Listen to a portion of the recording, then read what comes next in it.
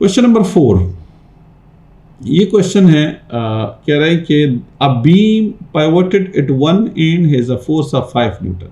ठीक है, देखिए यहाँ पे ये पाइवोट लगा हुआ है और इसके ऊपर फोर्स लग रही है 5 Newton.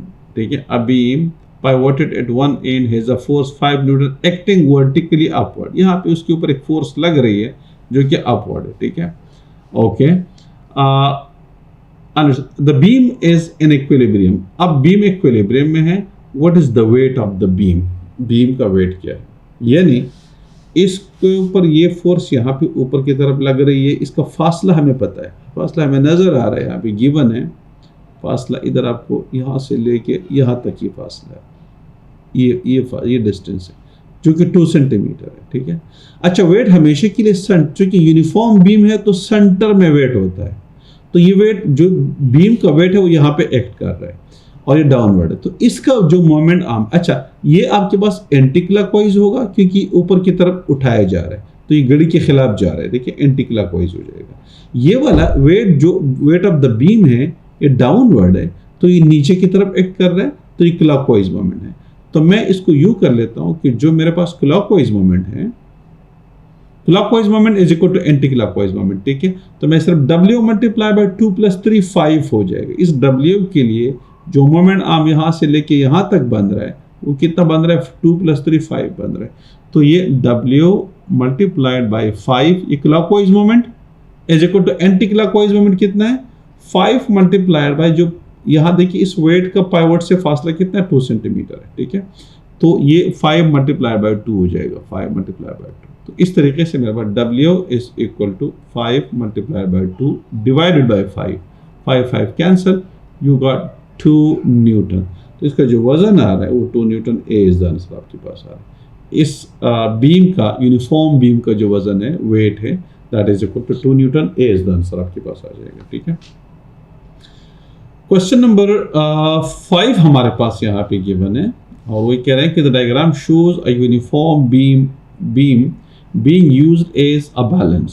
The beam is pivoted at its center. ये बिल्कुल यूनिफॉर्म बीम है। ठीक है, और सेंटर पे पाइवोट किया गया है।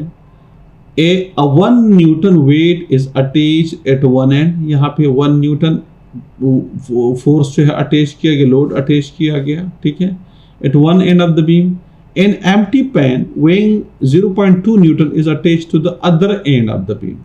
यहाँ पे इस ये पैन है, इसका वजन कितना? 0.2 न्यूटन है, दूसरी साइड पे अटैच कर दिया गया।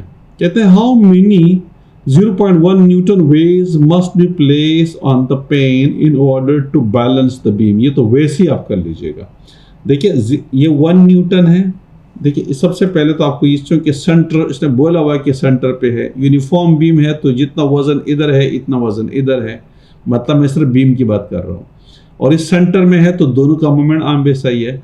ये 1 न्यूटन है, ये भी 1 न्यूटन होना चाहिए, ये भी 1 न्यूटन हो, तो ये 0। अब इसमें हम क्या कर लेंगे कि 1 न्यूटन जो है माइनस 0.2 न्यूटन कर दीजिएगा। इस तरीके से आप कर रहे हैं, यानी 1 - 0.2, 1 - 0.2। तो उसका तरीका ये होता है कि आप 1 0 लगा दीजिएगा, दोनों 2 0 लगा दे, 1 लगा दे, इसको भले मिटा दे हटा दे, कोई इशू नहीं है, प्रॉब्लम नहीं है। तो मेरे पास आ जाएगा 0.8 न्यूटन आ जाएगा। ठीक है, तो मेरे पास आंसर अच्छा 1 न्यूटन, ये 2 न्यूटन है। अच्छा, हाउ मेनी 0.1, तो कितने 0.1 हो जाएंगे? 8 0.1 हो जाएंगे ना। 0.1 multiplied by 8 is equal to 0.8 हो जाएगा। ठीक है, तो 0.1 कितना, क्योंकि मुझे फोर्स कितनी चाहिए? मजीद 0.8 न्यूटन चाहिए। इधर मेरे पास 0.8 न्यूटन आना चाहिए। तो 0.8 से 0.1 कितने बनेंगे? 0.1, 0.2, 0.3, 0.4, 8 0.1 मिलाएंगे। देखिए 0.1 प्लस 0.1 प्लस 0.1, 0.1, 0.1, 0.1, 0.1, 1 2 3 4 5 6 7 और 0.1। अब हम इनको सबको ऐड कर दें, 1 2 3 4 5 6 7 8, तो ये 0.8 आपके पास ये। तो ये कितने 0.1 है? 8 है। 1 2 3 4 5, तो कितने 0.1 लगाने? 8 तो हमारे पास बी इज द आंसर आ जाएगा। ठीक है, इस क्वेश्चन को थोड़ा सा उन्होंने कॉम्प्लिकेट कर दिया कंफ्यूज करने के लिए। ठीक है, क्यों कहते हैं कि हाउ मेनी 0.1 न्यूटन, तो भाई हमें पहले ये मालूम करना है कि इसमें फोर्स कितना कम है, 0.8 न्यूटन कम है। तो 0.8 से 0.1 कितने बन रहे हैं, 8 बन रहे हैं। तो हमारे पास 8 0.1 न्यूटन हम 8 कर देंगे, 0.1 न्यूटन 0.1 न्यूटन 0.1, इस तरह से 8 0.1 न्यूटन 8 कर देंगे तो हमारे पास ये बैलेंस हो जाएगा। ठीक है, क्वेश्चन नंबर 6 हमारे पास यहाँ पे गिवन है, a heavy beam rests on 2 supports.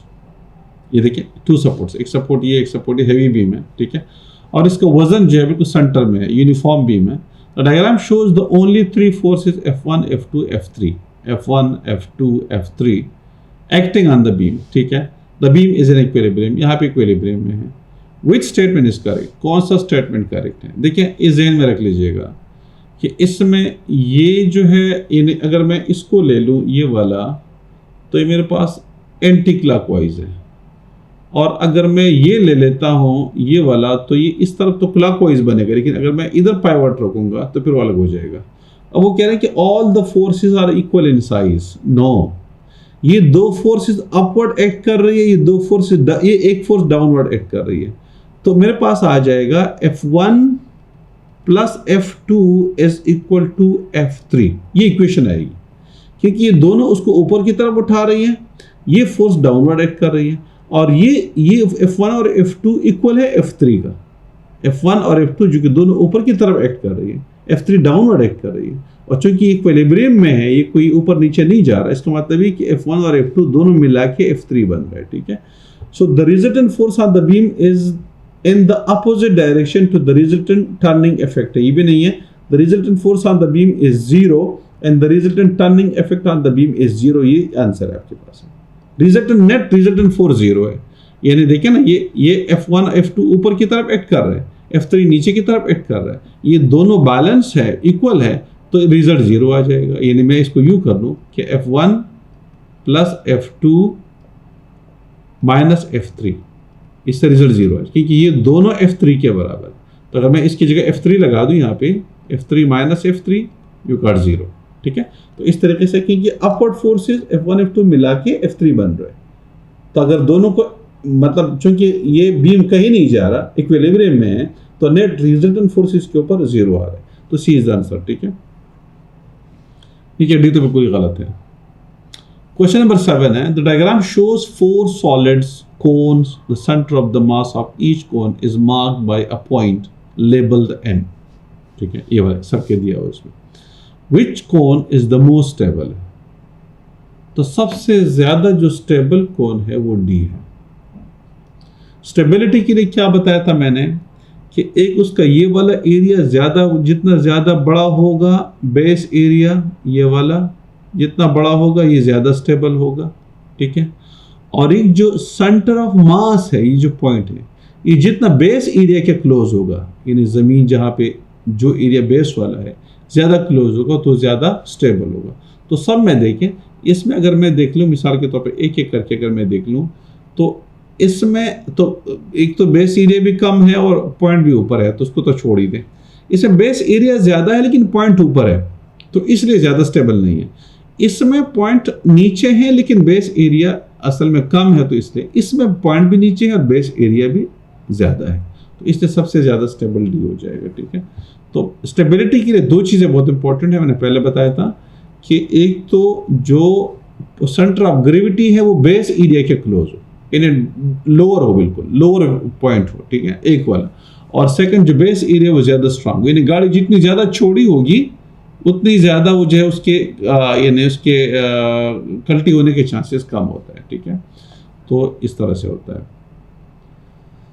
Okay, question number 8 हमारे पास आ रहा है, a heavy truck on a wheel has a platform attached to it, a man stands on the platform, the truck does not fall over, which position A, B, C or D could be the center of mass of the whole system, truck, platform and many, इस तरह से। अब देखिए, ये कह रहे हैं कि एक हैवी ट्रक है ऑन व्हील, ये व्हील के ऊपर है, has a platform attach to it, इसके साथ कोई प्लेटफॉर्म, ये वाला जो प्लेटफॉर्म है ये वाला उसके साथ अटैच किया गया, इस ट्रक के साथ ये प्लेटफॉर्म अटैच किया गया। अ man stands on the platform, एक बंदा जो है प्लेटफॉर्म के ऊपर, ये मैन इस प्लेटफॉर्म के ऊपर ये बंदा खड़ा हुआ है, ठीक है, यहाँ पर। A truck does not fall over, मतलब ट्रक फिर भी नहीं गिर रहा, इसका मतलब ये है। अच्छा, कहता है कि which position A B C और D could be the centre of mass, तो कौन सा सेंटर ऑफ मास होना चाहिए, सेंटर ऑफ जो मास है वो ज्यादा, क्योंकि फिर भी फॉल ओवर नहीं हो रहा, तो ए तो कभी नहीं हो सकता, बी आपके पास आंसर आ जाएगा। और इसकी मैं बता देता हूँ, बी इज आंसर आ जाएगा बस, ठीक है, ये वाला।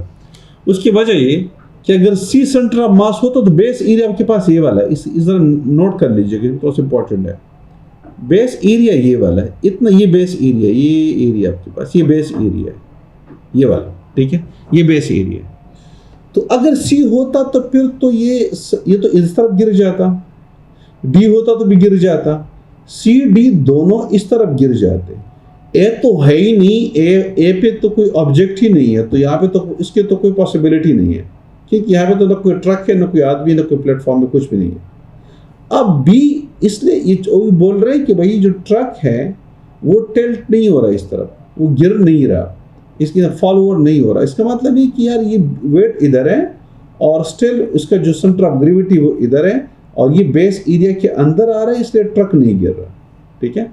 सी होता तो ये इस तरफ गिर जाता, क्योंकि यहाँ पे तो बेस एरिया से बाहर हो जाता, डी भी बेस एरिया से बाहर हो जाता, ए तो पहले से बाहर है, तो ए सी और डी चूंकि बेस एरिया से बाहर है तो इसको तो फिर फॉल ओवर होना चाहिए था, लेकिन फॉल ओवर न होने का मतलब ये कि जो सेंटर ऑफ मास है वो बी है और वो बेस एरिया के अंदर आ रहा है, इसलिए ट्रक से वो गिर नहीं रहा, ठीक है। तो इसकी रीजन यही है।